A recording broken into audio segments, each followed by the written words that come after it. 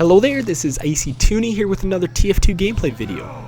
In this video I'm playing as a Hunstman sniper here on CTF Doublecross, and right off the bat they're getting, I don't know if I can call that nice, but I will call it nice anyway, a nice headshot on someone. I don't even know who that was, and that was all luck, I do have to say. I know you guys are probably thinking that too, I'm not going to deny it, but that's kind of what makes the Huntsman so fun in a way, is that a lot of times you're going to just shoot in someone's general direction and kill them, which is always a good thing.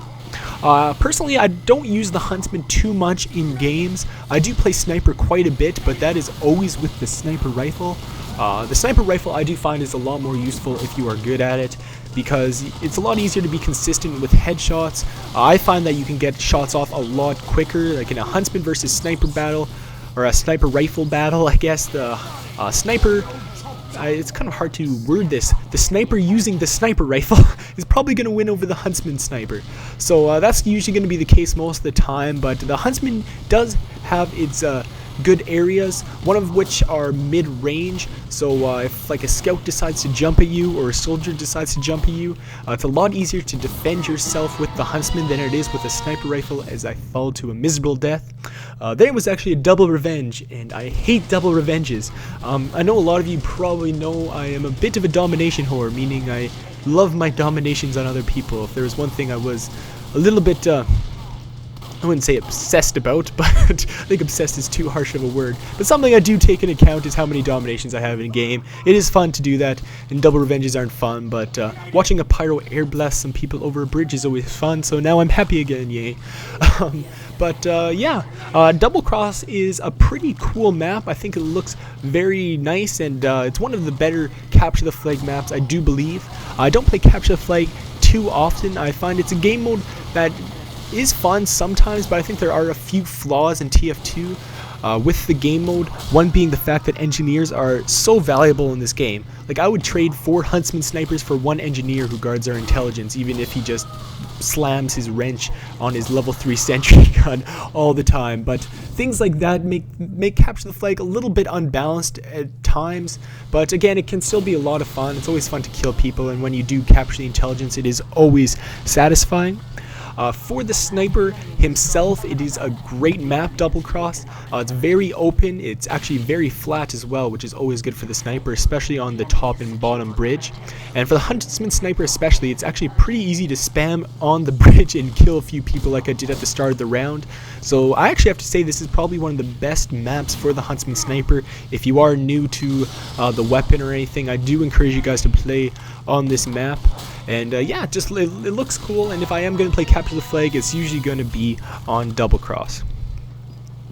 So I am also equipping, I guess I should mention now that I remember, the Bushwhacker and the Girardi as my secondary weapon. Those two weapons go very well together. I think I already used it on an engineer at the start of the video, and I think I will use them again. But I've been actually using that combination for my secondary and my melee weapons, because what you can do is if someone gets really close to you and your Huntsman aim is not quite what it should be, you can just Girardi them, and if you hit them with your Bushwhacker, you will actually crit them. So I'm probably going to use that tactic at least a couple times, I do believe. But it is always fun to do that.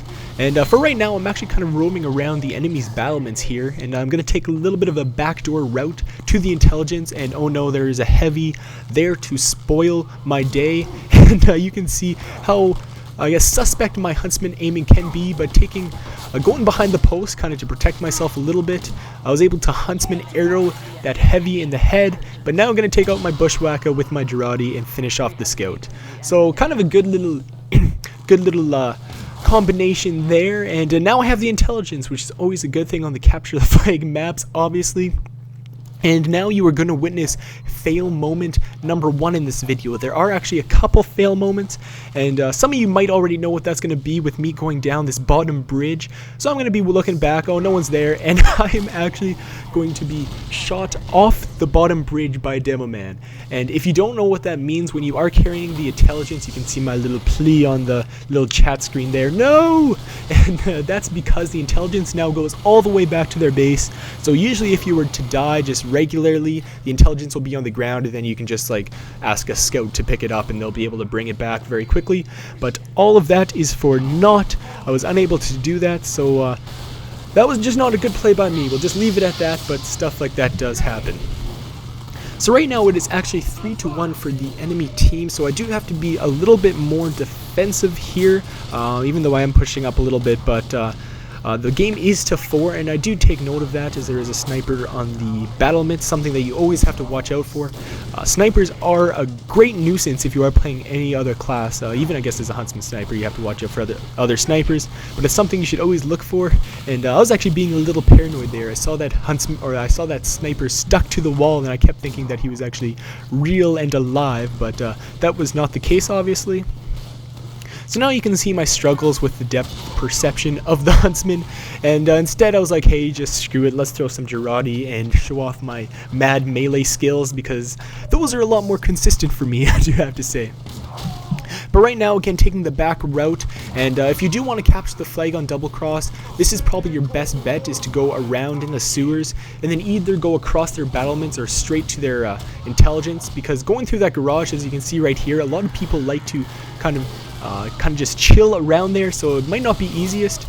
And there's a WM1 gunslinger engineer, something that you don't see every day, but I think he just got what he deserved there with a nice little melee. And now with only 28 health, I think it's kind of time to go back to my spawn, and oh no, there is that damn scout who keeps taking our intelligence. And now that our intelligence is there, I'm going to be trying to guard it with my life, because if they capture that, obviously they're going to win the round. And Huntsman Sniper is not going to be as effective as almost any other class. Nice engineer would always help, and like I was saying about the flaws of capture the flag, if we had just one engineer around there, that would help a bundle. Actually, there he is, there he comes, and hopefully we'll be able to defend this. But hopefully my bow will be able to do the job. And yeah, just kind of chilling back here. Gotta just kind of wait it out until that intelligence timer goes to 0, so that we have it safe back into our intelligence room. And that's another thing that I think is a problem with capture the flag maps, is how easy it is for an enemy to take the intelligence back to their base once they have a hold of it, or once it's out in the open. And it's also kind of they made it really tough in most of their map designs to actually get the intelligence. So that's something I do think Valve, it'd probably benefit this game type if Valve changed how the mechanics of this game type went, because like right there, Spy was able to just like dead ring or cloak onto the flag. I guess I'll call it a flag. I think I call it an intelligence and a flag throughout the video. Sorry for not being consistent. But if someone just grabs it for a second, then the timer is reset, and I don't necessarily agree with that. But I do think that the flag should also be more accessible. So I guess those are my little nitpicks. I don't like complaining too much about the game, because it's such a great game, and capture the flag is a lot of fun. And it's also a lot of fun to defend intelligences in situations like these. But a lot of the time they're not going to be able to win the battle, because things like that will happen. So now just kind of having some fun, shooting some snipers that aren't moving, because that's always fun. And I think there is also a sniper on the battlement, so I am going to have to look out for that. And a pyro is behind us, and a scout is able to touch the intelligence for a second, and look at that, that countdown timer is all the way full again. Yay for capture the flag. But anyways, I think I'm getting a little impatient here, so I'm going to be moving up a little bit, trying to get into their spawn, because I think they're busy with something else. Our box was able to take my wrath. And I'm actually, yeah, this is when it happens. I'm going to taunt on the intelligence for no good reason, and Mr. Filthy, I do believe he's probably filthy in real life, and, so he's going to shoot me when I'm taunting. Who does that? I think I do know that guy, Semi, so I am very disappointed in him, but I guess that is fail moment number 2. But we are able to get our first look at Voided the Rogue Cheddar, which is always fun, seeing him get demolished by another demo man. But anyways, for fail number 3, watch what I do here. Yeah, let's just run straight. Let's just run straight. There we go, another headshot. So I did actually want to show you some times where I'm not that great. Sometimes I do get a little bit impatient and don't move around as much as I should. And those are lives that I usually will cut out in my other videos, but hey, I thought, hey, 2 fail moments, why not add a 3rd one? And we get another look at Voided the Rogue Cheddar, who honorably kills someone before getting blasted off the map. So anyways, we lost that round. Oh no, it does happen. I would have been top fragging like a boss, so I'm gonna say it anyways. I actually had a pretty good round there. So yeah, I hope you enjoyed this video, guys, and thanks for watching.